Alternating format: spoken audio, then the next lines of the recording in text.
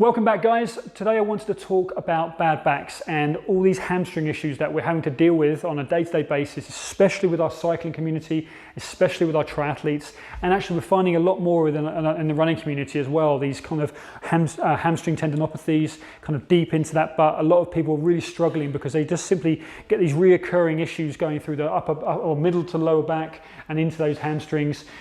Guys, I want to help you solve this issue, and it's pretty simple, right? It's working on this hip hinge position. It's engaging your hamstrings, engaging those glutes, actually learning how to load those muscle groups all in synergy, working together to develop more power, but obviously just to work more efficiently so that you're not leveraging off the wrong muscle groups, or you're not utilizing your glutes as best as you could. All right, so we work a lot with cyclists and triathletes and runners. Obviously, that's what we do. And as a generalization, most of us spend a lot of time sitting on our butts, okay? We spend a lot of time at the desk, driving cars in that deep flex position, okay? So we're never finding full extension through the hips. So we're actually just, we go from a training day after, training session to the desk, to then another training session. We're spending a lot of time in these positions, especially if riding is your primary focus. Now, the problem with that is that you're never really fully engaging your glutes. You're never actually spending a lot of time training those areas. And so for us, we have got to bring in more hip hinge work. So to bring balance and to create a bit more synergy in those muscle groups, we have got to start engaging those glutes and hamstrings more, okay? We've got to start loading those muscle groups more appropriately to then allow them to develop a bit more strength, to then obviously then work more efficiently and to get rid of those issues. Because at the moment, you're just leveraging off hamstrings, or you're leveraging off your lower back, so so all you're feeling is all that load in the wrong places instead of spreading the load efficiently. And that's what great athletes are able to do, is they work very efficiently. So guys, broomstick, we've all got one at home.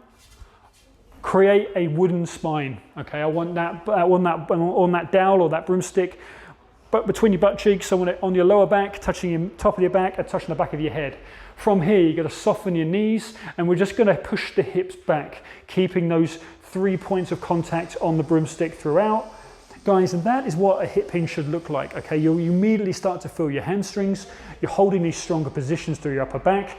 But again, this is one of these positions that, as an S&C coach, as your strength coach, this is one of those positions that we will drill into you. Why? Because you're loading yourself efficiently, okay? This position on the bike, guys, I need you to understand, this masks a lot of issues. There's a reason why the biggest demographic of middle-aged people, men and women, like to ride. It's because it masks a lot of lower body issues, imbalances, tightnesses. And what that means is that a lot of people are trying to, they are doing a lot of this and then hoping that they can stretch the problem out of their body. So a bit of yoga, a bit of Pilates, hopefully just throwing their leg up on a stool and getting a nice hamstring stretch. Guys, stretching is not going to help the issue. You probably, if you ask, if you're honest with yourself, you're realizing actually I've been stretching for a long time and I'm not really seeing a great deal of improvement, because stretching a tendon is never going to work. Okay, they're such strong. You've got to train the muscle groups around it. You've got to create more work. So, hip hinge. That is what we're looking for you to do. I need you to work on improving this hip hinge position. All right, so that's the first port of call. Then you start to work on little drills like good mornings, where broomstick across the back, feet shoulder width apart. We can really start to train those hamstrings. And imagine you start putting a bit more load through this. We can actually start bringing a little bit of weight into play.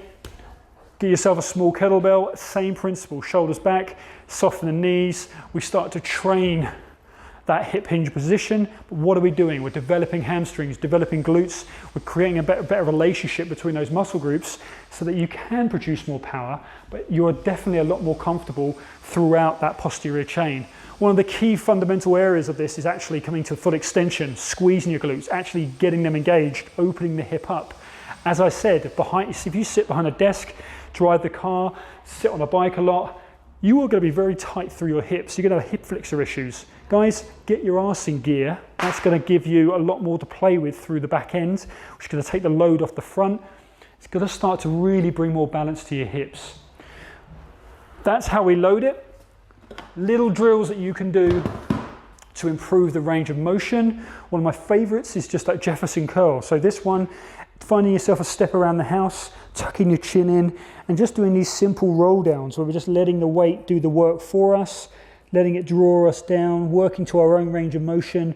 But what are we doing? We're starting to put some range through the hamstrings, dropping the head through, big breaths in, big breaths out, slowly rolling yourself back, drawing your abdominals in, slowly bring yourself back. But we're starting to get some weighted mobility, some weighted range of motion through those hamstrings.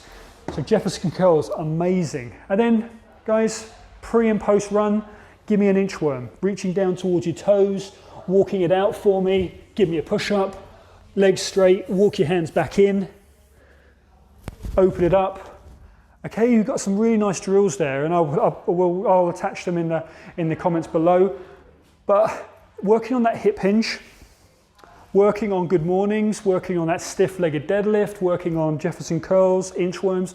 You start bringing these types of exercises into your week, before, pre and post, or into your strength program. I guarantee you're going to start to notice a little bit more difference in range of motion, but you're going to start feeling a bit more comfortable standing to attention. And we're going to really start to work on improving the tissue quality in and around your hips. And then we add load. And then we put more work into it, because then that's how we start to really find more power, really find more strength. Okay, so I'm not saying don't stretch. But what I'm saying is stretching is not the answer. It's not going to get you over that back pain. You need to train that body. You need to get it stronger. Okay, you need to find more range of motion, more mobility. Then you need to strengthen it, find more stability, more balance. And once you have that, this gets easier. Running gets easier, life gets easier. All right, that's our job as a coach, as your coach, is to kind of improve these areas. So guys, food for thought. Love to see you taking those exercises into consideration, and let me know how you go.